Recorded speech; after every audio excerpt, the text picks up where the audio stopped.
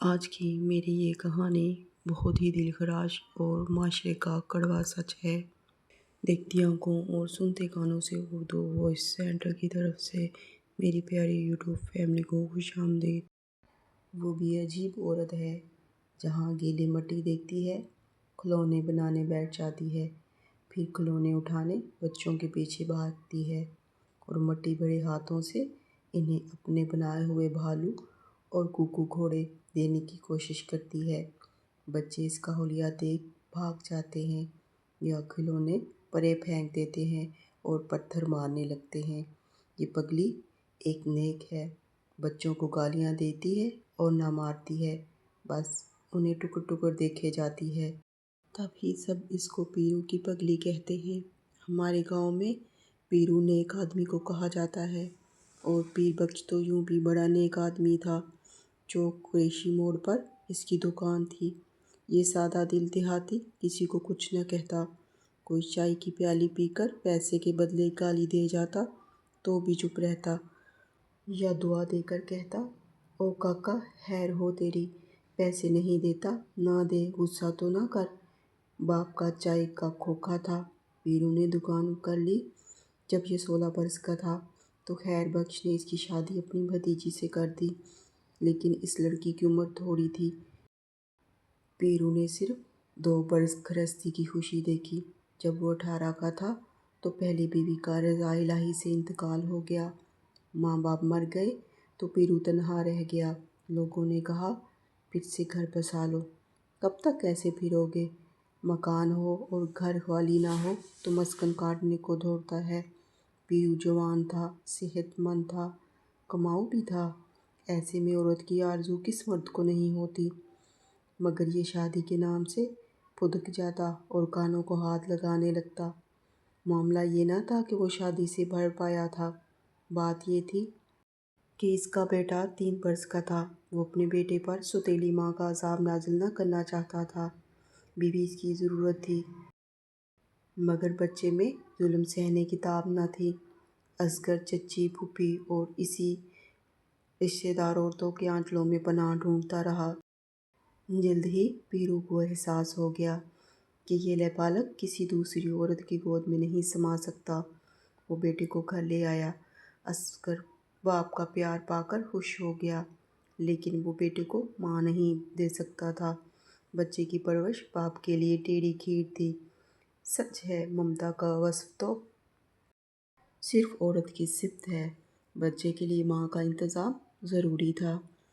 بہت سوچ بچار کے بعد آخر پیرو نے دوسری شادی کر لی۔ خالہ سے یہ شرط طے ہوئی تھی کہ رابعہ نہ صرف بچے کو ماں کا پیار دے گی، بلکہ اس کے دل سے محرومی کے سارے زخم دھو ڈالے گی۔ رابعہ الڑ کم سن تھی، ان باتوں کو نہیں سمجھتی تھی۔ دلہن بننے کی اسے چاہ تھی، لیکن پیر بخش کے گھر آ کر وہ ڈر گئی۔ اس کے تیور دیکھ کر ہر وقت سہمی رہتی۔ پہلے دن ہی پیرو نے دلہن کو سنجیدگی سے اصغر کے بارے میں کچھ نصیحتیں کیں، پھر بچے کو اس کے پہلو میں لٹا کر دوسری چارپائی پر لیٹ گیا۔ کچھ دیر تک حسرت سے پیرو کو دیکھا۔ وہ تو اپنی ذمہ داری کا بوجھ اس کے نازک بلوں میں ڈال کر گہری نیند سو چکا تھا۔ رات کے اگلے پہر بیچاری نیند کی ماہوں میں جھول گئی۔ یوں اس کی رشتے کی ابتدا ہی غلط انداز سے ہوئی۔ رابعہ کا دل جیتنے کا یہ احسن طریقہ نہ تھا۔ پہلے تو پیرو کو اس الڑ سے پیار جتانا لازم تھا، لیکن نادان مرد نے اس امر کو ضروری نہ خیال کیا۔ تاہم ابتدا میں وہ شوہر کے ڈر سے اصغر کے ساتھ پیار محبت سے پیش آتی رہی۔ رفتہ رفتہ اس کی کندنی بدن نے گھر کے چاروں کونوں میں فسوں ڈال دیا، تو اصغر کی کم بختی آ گئی۔ پیرو کی باز پرس اور رابعہ کا پیار دونوں گم ہو گئے، یہاں تک کہ رابعہ دلیر اور پیر بخش بزدل ہو گیا۔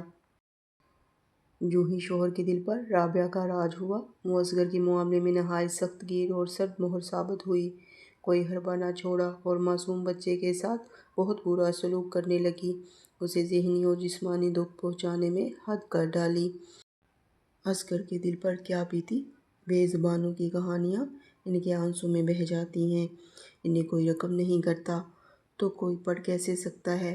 دنیا کا سب سے بڑا ظلم تو بچوں کو پیار کے لیے ترسانا، ان کی روحوں کو پامال کرنا ہے۔ رابعہ خود ماں بن کر بھی اس معصوم کے لیے ماں نہ بن سکی۔ وہ اپنے بچوں میں اتنی مدہوش ہو گئی کہ ستیلے بیٹے کا دل جو حالی کشکول تھا اس میں پیار کے دو میٹھے بول بھی نہ ڈال سکتی تھی۔ ایک روز یہ کومل کومل باپ اور ستیلی ماں کی بے حسی اور غفلت کی وجہ سے مرجھا گئی۔ اصغر کی موت کا پیرو کو کچھ دن صدمہ رہا، پھر وہ ایک بھولی بسری کہانی بن گیا۔ ایک دن کا ذکر ہے، پیرو ذمہ دار کے ٹیوب ویل پر گیا ہوا تھا۔ رابعہ گھر میں کھجور کے پتوں سے چٹائی کے لیے پٹیاں بن رہی تھی۔ ان کے دونوں بیٹے گھر سے نکل گئے۔ یہ صبح 10 بجے کا وقت تھا۔ دونوں کھلیان میں چلے گئے۔ بڑے نے چھوٹے سے کہا، آؤ گھوڑا بنے۔ رسی تو ہے نہیں، شیرو نے میرو سے کہا۔ قریب ہی بھینس کی کھولی تھی اور وہ اونٹے سے رسا نکال سکتا تھا۔ پہلے تم گھوڑا بنو۔ 4 برس کے میرو نے گردن آگے کر دی۔ بڑے بھائی نے اس کے گلے میں رسی کا پھندا ڈالا اور ہٹکانے لگا۔ رسے کا دوسرا سرا کٹے کے گلے میں تھا۔ لڑکے کے ہٹانے سے وہ بھاگنے لگا اور کٹا اچھا خاصا ادھیڑ عمر تھا۔ وہ کھیت میں بھاگا تو چھوٹا لڑکا زمین پر گھسیٹنے لگا۔ پہلے رسا اس کے گلے میں پھانسی کا پھندا بنا، پھر لڑکا کانٹوں بھری زمین پر اوندھا گرا۔ ارے اٹھ میرے گھوڑے، جلدی چل، شیرو ہانکتے ہوئے بولا اور کٹا بھاگے جاتا تھا۔ میرو مٹی کے ڈھیلوں میں بڑی کھردری زمین پر اچھل اچھل کر گر رہا تھا۔ فٹ بال کی طرح وہ اور زور سے گھستا جاتا، لیکن منہ زور جانور کو روک لینا محال تھا۔ کھیتوں میں کام کرنے والے ایک کسان کی نظر جب سرپٹ بھاگتے کٹے پر پڑی تو اس کے پیروں تلے سے زمین نکل گئی۔ رسے کے دوسرے سرے سے بندھے چھوٹے سے لڑکے کا کچومر نکل چکا تھا۔ شیرو نے جب دیکھا میرو مر گیا ہے، خوف سے بھاگ کر باڑ میں چھپنے لگا جو کانٹوں بھری تھی۔ آگے تھوڑی سی ہری ٹہنیاں پڑی تھیں۔ اس بچے کو علم نہ تھا کہ وہ کانٹوں کی باڑ میں پھنس کر لیرو لیر تو ہو سکتا ہے، چھپ نہیں سکتا۔ میٹھی روٹی ٹوکری تلے ٹھنڈی ہو چکی تھی اور بچے ابھی تک گھر نہیں لوٹے تھے۔ رابعہ ان کو ڈھونڈنے نکلی۔ اپنے 8 ماہ کے لڑکے کو اس نے گود میں اٹھا لیا تھا۔ کھلیان کو آئی تو باہو کسان نے کہا، پیاری بہنا تو کہاں تھی؟ دیکھ تیرے میرو کا کیا حال ہوا ہے۔ میں نے بھینس کے جننے کو بڑی مشکل سے قابو کیا ہے۔ بچے کی حالت دیکھ کر رابعہ کا کلیجہ شک ہو گیا۔ وہ لہو لہان تھا۔ ترنت اس نے جیرے کو گود سے اتارا اور دوڑتی ہوئی پیرو کی طرف گئی جو ٹیوب ویل میں پانی دے رہا تھا۔ جلدی آ پیرو، دیکھ تو اپنے میرو کی کیا حالت ہو گئی ہے۔ یہ کہہ کر وہ زد و کوب کرنے لگی۔ پیرو بخش نے لڑکے کو اٹھایا مگر وہ دم توڑ چکا تھا۔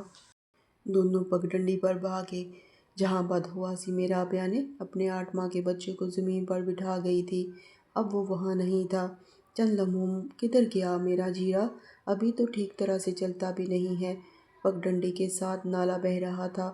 وہ رینگتا ہوا نالے میں جا پڑا تھا اور ڈبکیاں لگا رہا تھا۔ بہادر کسان نے اس کو بھی نکالا اور دوسرے بچے کی لاش بھی اس نے اٹھا لی۔ میاں بیوی بہادر کے ہمراہ روتے ہوئے گھر کو چلے تو یاد آیا کہ شیرو ساتھ نہیں ہے۔ تھوڑی ہی تلاش سے وہ بھی مل گیا۔ زہر بھرے خاروں نے نازک بدن کو چھلنی کر دیا تھا۔ وہ تو چھپنے کو باڑ میں گھسا تھا۔ تکلیف کی تاب نہ لا کر سانسوں نے جسم کا ساتھ چھوڑ دیا تھا۔ رابعہ نے ایک نظر اس کو دیکھا اور بس بچھاڑ کھا گئی۔ اسی دن سے پھر کسی نے اپنے گھر کی چھت تلے نہ پایا۔ گھر لاتے تو چیختی چلاتی باہر بھاگ جاتی، بال بکھیرے کھلے آسمان تلے پھرتی رہتی۔ بچوں کی طرف لپکتی تو وہ پتھر مارنے لگتے۔ وہ ان کو نہیں مارتی تھی، بس ٹکر ٹکر دیکھے جاتی، باہیں کھول کر ان کی طرف سے بڑھنا چاہتی اور کہتی، مجھ سے بھاگو نہیں اصغر، ادھر آؤ، مجھے پیار کرنے دو۔ کون بچہ بھلا کسی باولی کی باہوں میں جانا پسند کرتا ہے؟ پاگل عورتیں تو بچوں کے لیے تماشے کی چیز ہوتی ہیں۔ وہ سب جمع ہو جاتے اور اسے چھیڑنے کے لیے آؤ آؤ کی آوازیں نکالتے اور جب وہ ان کی جانب بڑھتی تو بھاگ جاتے۔ رابعہ جب تک زندہ رہی یوں ہی ان کلنڈروں کے ساتھ تعاقب میں بھاگتی رہی مگر وہ کبھی اس کے ہاتھ نہ آئے۔ معلوم نہیں کہ یہ ظلم کی سزا تھی یا مکافات عمل تھا۔ کمنٹ باکس میں اپنی رائے کا اظہار ضرور کیجیے گا۔ کہ آپ کا اس بارے میں کیا خیال ہے، اور میرے چینل اردو وائس سینٹر کو لائک، شیئر اور سبسکرائب کرنا نہ بھولیے گا۔